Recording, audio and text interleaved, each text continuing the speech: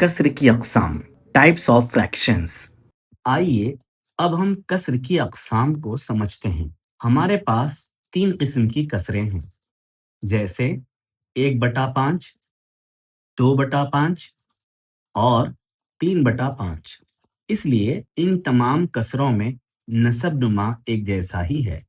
अब कुछ और कसरें देखते हैं, जैसे 2/5 और 3/7। यहाँ पर हम देख रहे हैं कि नसब-नुमा अलग-अलग हैं।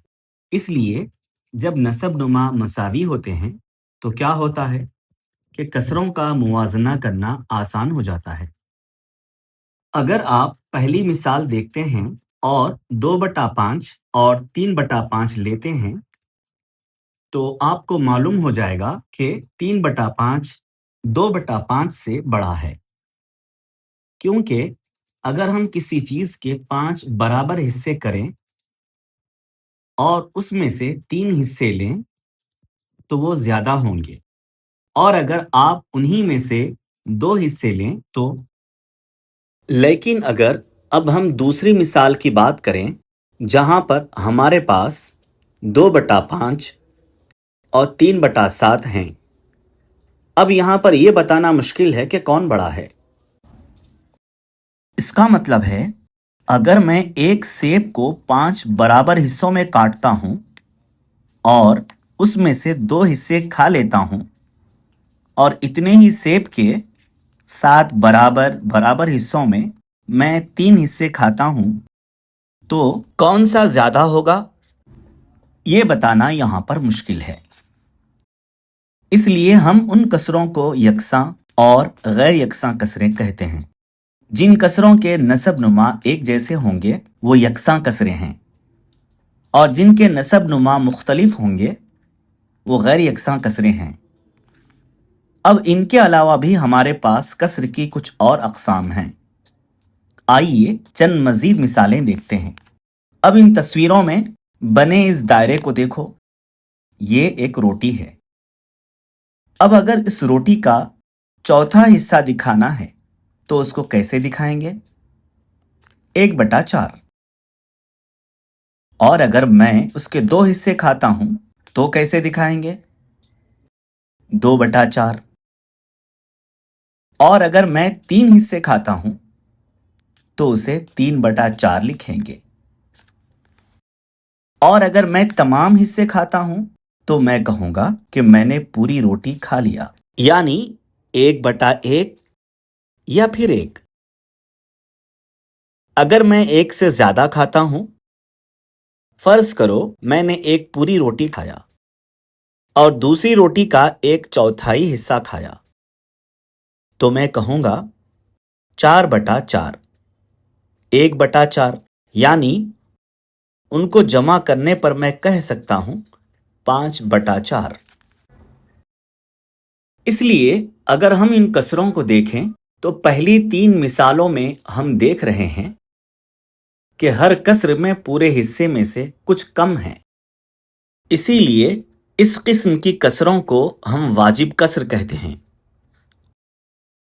और अगर 4/4 और 5/4 की बात करें तो इसमें या तो पूरी चीज है या पूरी चीज से ज्यादा, या हम ये कह सकते हैं कि 1 से ज्यादा है, तो इन कसरों को हम गैर वाजिब कसर कहते हैं। इसलिए वाजिब कसर वो होती हैं जहां शुमार कुनिंदा नसब नुमा से छोटा होता है, और गैर वाजिब कसर वो होती हैं जहां शुमार कुनिंदा नसब नुमा के बराबर या फिर उससे बड़ा होता है। अब हम उस हिस्से की बात करते हैं जहां हमने एक पूरी रोटी और दूसरी रोटी का 1/4 हिस्सा लिया था। उसको एक बार फिर देखते हैं। हम जानते हैं कि ये एक गैर वाजिब कसर है, लेकिन हम उसको ऐसे भी लिख सकते हैं, जैसे 1 और 1/4, या फिर 4/4 लिखने के बजाय मैं 1 लिखूं। और अगर मैं ऐसा लिखूं कि 1 और 1/4, तो इसको हम मुरक्कब कसर कहते हैं। इसलिए مرکب کسر صحیح عادت اور واجب کسر کا مجموعہ ہوتا ہے، اس لیے آپ اس کو غیر واجب کسر کی صورت میں لکھ سکتے ہیں یا مرکب کسر میں، جیسا بھی آپ چاہیں۔ آئیے کچھ اور مثالیں دیکھیں۔ اگر میرے پاس ایک کیلا ہے اور میں اس کا آدھا حصہ کھاتا ہوں تو میں اس کو 1/2 لکھ سکتا ہوں، اور یہ ایک واجب کسر ہے۔ لیکن اگر مجھے بہت بھوک لگی ہے اور میں ایک پورا اور دوسرے کیلے کا آدھا حصہ کھاتا ہوں تو میں اسے کیسے لکھوں گا؟ 1/2۔ تو یہ ایک مرکب کسر ہے، لیکن میں اس کو 2/2 اور 1/2 بھی لکھ سکتا ہوں، تو ان کو جمع کرنے پر یہ ہو جائے گا 3/2، اور یہ ایک غیر واجب کسر ہے۔ اس لیے یہاں ہم نے سیکھا کہ کسروں کی کتنی اقسام ہوتی ہیں۔